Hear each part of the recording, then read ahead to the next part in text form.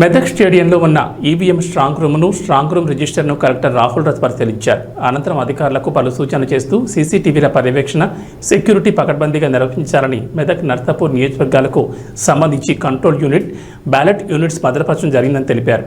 ఈ కార్యక్రమంలో మెదక్ ఆర్టీఓ రమాదేవి, తహసీల్దార్ శ్రీనివాసరావు, సంబంధిత రెవెన్యూ అధికారులు తదితరులు పాల్గొన్నారు.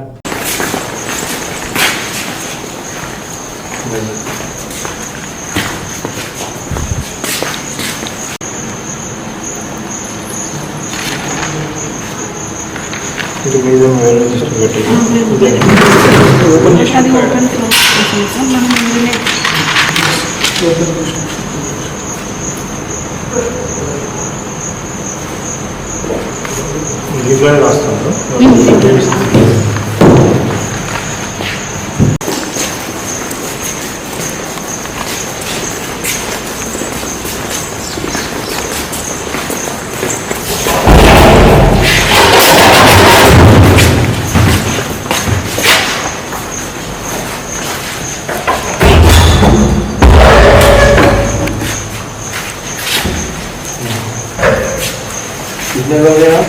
5 लोग।